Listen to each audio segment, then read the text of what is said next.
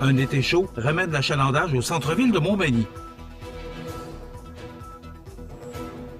Augmentation de la fréquentation des cinémas en 2023. Desjardins assure la pérennité du cinéma à Montmagny.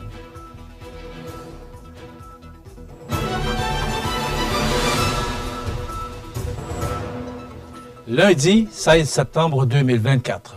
Bonjour mesdames et messieurs, bienvenue à votre bulletin d'information sur le réseau de télévision CMA-TV et bon début de semaine. Des milliers de personnes ont pu découvrir ou redécouvrir le centre-ville de Montmagny en raison de l'augmentation de la popularité de la programmation d'un été chaud présenté tout au cours de l'été. Présenté par Desjardins, l'été chaud a permis aux adeptes de spectacles présentés en plein air d'apprécier les joies de la belle saison. La programmation variée de l'édition 2024, orchestrée par la Société de développement économique, avait pour but de rejoindre la majorité de la population de la ville de Montmagny et des régions avoisinantes par différents spectacles, tant pour les jeunes que les moins jeunes. Grâce à la participation d'importants partenaires, les mélomanes ont pu apprécier la présentation des pique-niques en musique relaxants, des spectacles gamins amusants et des festifs dignes de ce nom. Plusieurs centaines de personnes ont pu se divertir et découvrir différents artistes dans un contexte intimiste les mercredis midi, dans le cadre des 4 pique-niques en musique. La prestation jazzée du trio composé de Lucie Roy, Denis Boulanger et Daniel Marcoux a attiré à elle seule près d'une centaine de personnes. C'est près de 300 jeunes qui ont assisté aux bouffonneries de Gabzi, de Becky et de Marimba, ou qui se sont laissés bercer par le conte Babar, le petit éléphant, et ce, malgré des journées de grande chaleur. Force est de constater que rien n'aurait pu empêcher les enfants de venir rigoler et s'amuser lors des lundis gamins. Du côté des vendredis festifs, c'est plus de 1300 personnes de tous âges qui ont assisté, le 5 juillet dernier, au spectacle Hommage aux Cowboys fringants du groupe La Grand-Messe, qui soulignait le 100e anniversaire de l'entreprise Montel, partenaire majeur de cet événement grandement apprécié des spectateurs. Pour les 2 soirées country, c'est plus de 850 amateurs qui ont pu apprécier ce style de musique qui gagne en popularité, dont la production a été assurée par des étudiants de la Régie et technique scénique du Centre d'études collégiales de Montmagny. Enfin, la qualité des interprétations de Patrick Olafsson sur des chansons tirées de comédies musicales et du cinéma, l'hommage à Bon Jovi de Slippery When Wet, la soirée soulignant les 10 ans du groupe local des Heartbreak Kids, le trio Enfant Unique, puis l'énergique Mehdi Cayenne, qui se chargeait de l'animation de la soirée Rythme du Monde, le cinéma en plein air et le film Migration avec, comme supplément, le maïs soufflé, et qui mettait un terme à toute cette programmation d'été au centre-ville de Montmagny. Tous ces événements ont contribué à ravir le public déjà conquis par la longue liste de spectacles présentés, en plus des conditions météo qui étaient au rendez-vous. Un grand défi attend les organisateurs de l'été chaud pour l'édition de 2025, considérant que la programmation de 2024 a été hautement appréciée, si l'on en juge par la forte participation de la population de la région. Alors, nous allons écouter un reportage de Jean Carbonneau sur l'augmentation des cinéphiles dans les cinémas québécois. Voici le reportage de Jean. L'Observatoire de la culture et des communications de l'Institut de la statistique du Québec nous apprend dans sa publication « La fréquentation des cinémas en 2023 » que les Québécois ont plus assisté aux projections cinématographiques l'an dernier, soit une hausse de 29 % par rapport à 2022. Cependant, ce résultat est 22 % en deçà de celui de 2019, dernière année avant la pandémie. Un changement dans les habitudes de consommation du troisième art et la baisse du nombre de salles pourraient expliquer ce repli selon l'ISQ. En 2023, 827 272 projections ont été présentées au public québécois au grand écran, un accroissement de 12 % comparativement à 2022. L'ouverture de nouveaux cinémas expliquerait ce fait, ce qui est une bonne nouvelle, car il s'agit d'une première depuis l'arrivée de la COVID-19. La situation aux Arts de la scène de Montmagny est-elle comparable? Sa directrice, Cynthia Lamontagne, nous dessine le portrait. Notre année 2023-2024, on a eu une assistance de 13 752 cinéphiles, donc qui était une année record. C'est comparativement à l'année 2022-2023, donc l'année d'avant, c'est près de 43% d'augmentation d'assistance au niveau du cinéma. On était, avant la pandémie, à 13 500 cinéphiles, et là, l'année qu'on vient de terminer, on est à 13 700, donc on est plus de 200 personnes au niveau du cinéma. L'Institut de la statistique du Québec indique par ailleurs que la part de marché des films québécois dans les entrées en salle s'établit à 12% au Québec en 2023, soit 3% de plus qu'en 2022 et 4% de plus qu'en 2019. Concernant la salle magny-montoise, Mme Lamontagne nous précise. Donc, en 2022-2023, c'est 40% de notre programmation cinéma que ça représentait. Et l'année qu'on vient de terminer, on est à 38%. Donc, on est sensiblement dans les mêmes données. Il s'agit donc d'une bonne nouvelle, tant au niveau provincial que pour les arts de la scène de Montmagny. Et à cet effet, les chiffres même de 2023 sont supérieurs à 2019, ce qui est supérieur à la moyenne provinciale.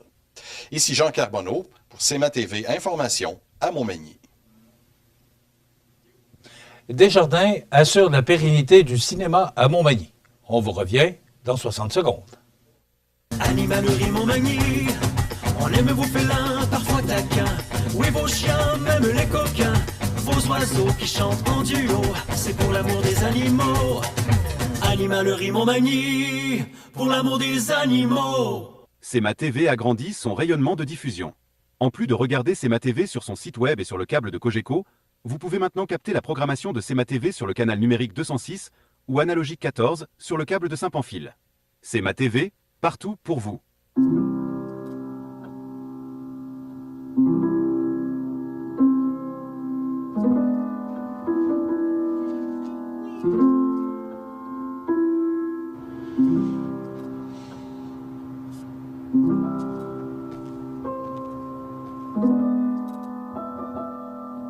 Votre présence est discrète, votre impact est concret.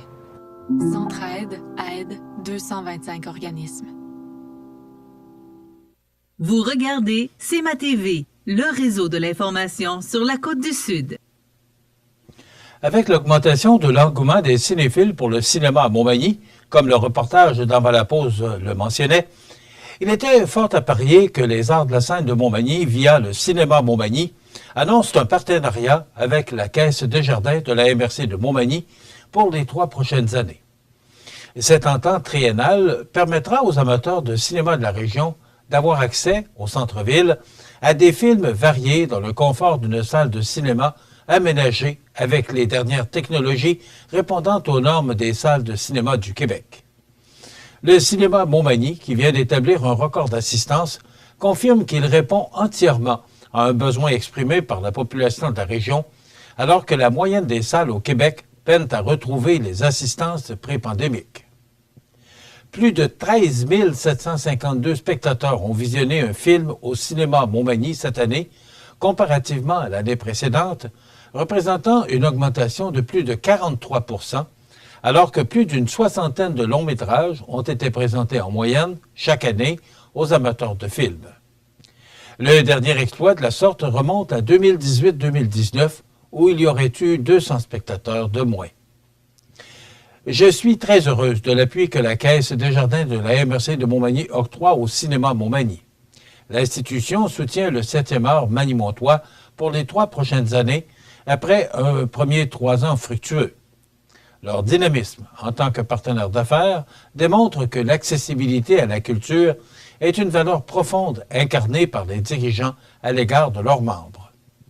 En plus de la programmation régulière qui comprend des films québécois prisés, des films d'action, d'aventure, d'animation et des récits de voyage, ce partenariat nous permet de rêver de réintégrer le cinéma du monde dans notre programmation, souligne Cynthia Lamontagne, directrice générale des Arts de la scène.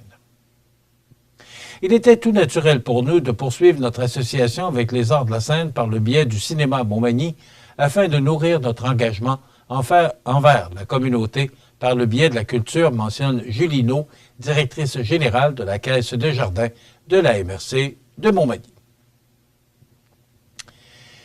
Tourisme Chaudière-Appalaches, en partenariat avec le ministère du Tourisme, est fier d'annoncer une enveloppe résiduelle de 97 000 $ pour son dernier appel de projet dans le cadre de l'entente partenariat régional et de transformation numérique en tourisme 2022-2025.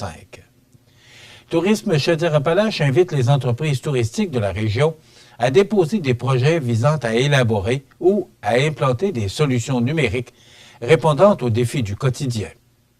Ce troisième et dernier appel de projet est lancé dans le cadre de l'entente de partenariat régional et de transformation numérique en tourisme 2022-2025.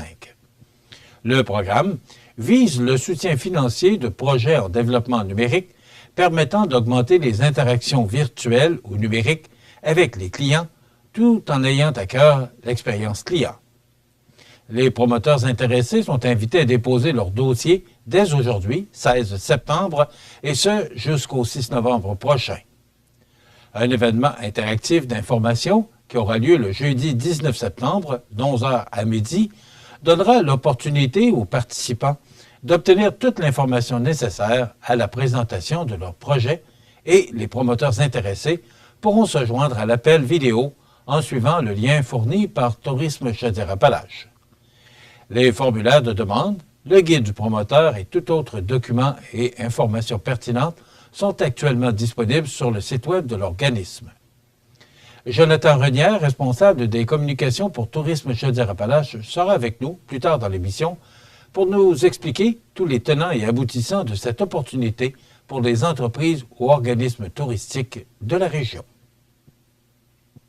Les sports, présentés par Groupe Corriveau, entrepreneur électricien et plomberie, un appel, 4 services. Groupe Corriveau à Montmagny, 88 248 8992, votre solution. Vous avez des projets de construction ou de rénovation? Pensez Groupe Corriveau, entrepreneur électricien et plomberie. Un appel, 4 services, 88 248 8992, Groupe Corriveau à Montmagny ou groupecorriveau.com. La solution pour du travail bien fait.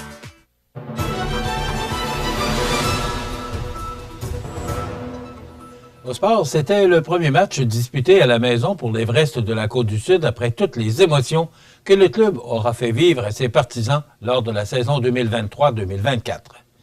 Et cette dernière fin de semaine aura été une fin de semaine chargée. En disputant 2 rencontres en moins de 20 heures, la troupe de Simon Lebrec ayant divisé les honneurs pour ces 2 matchs disputés. Le club l'Everest, ouvrant sa saison devant ses fidèles partisans vendredi soir dernier, le club local aura pris les devants 3-0 contre les Braves de Valleyfield. Mais les visiteurs sont revenus de l'arrière de 2 déficits de 3 filets pour finalement l'emporter 9-6 à l'Aréna de Montmagny. En période médiane, les Braves ont créé l'égalité 5-5 en fin de deuxième période par l'entremise de 3 réussites sur les unités spéciales. Au retour du second entracte, Valleyfield a poursuivi sur son aire d'aller pour confirmer une avance de 7-5. Cependant, Tommy Bouchard ravivait l'espoir des siens, mais sans succès, avec moins de 5 minutes à écouder à la rencontre. Les joueurs de 20 ans de l'édition 2023-2024, Tristan Laflamme, Émile Côté, Gabriel Boissonneau et Julien Hébert, étaient présents pour le dévoilement de la bannière. Samedi, les joueurs de l'Everest étaient déjà sur la glace à 15 heures dans la région de Montréal, alors que la rencontre contre les Rangers de l'endroit était prévue à 20 heures samedi soir. Les Rangers ont rapidement pris les devants 4-0 en première période, mais au deuxième 20, Mathis Martin et Mathias Laflamme réduisent l'écart à 2 buts. Cependant, les Rangers reprendront les devants par 3 buts. En troisième période, c'est le premier trio de l'équipe manimontoise qui sonnera la charge avec Xavier Fournier, qui touchera la cible à 2 reprises, suivi de Félix Riverain, qui créera l'égalité en avantage numérique.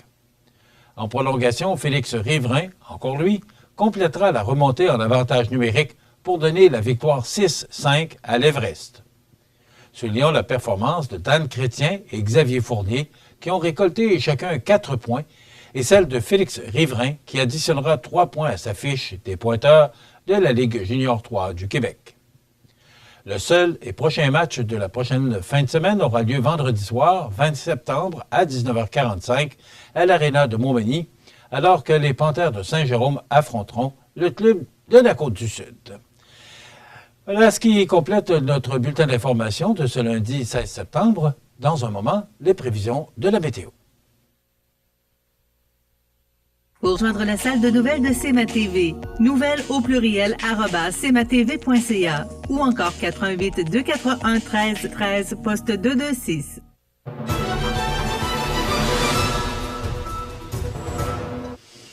Alors, la météo, quelle belle fin de semaine, sauf que samedi, c'était frais.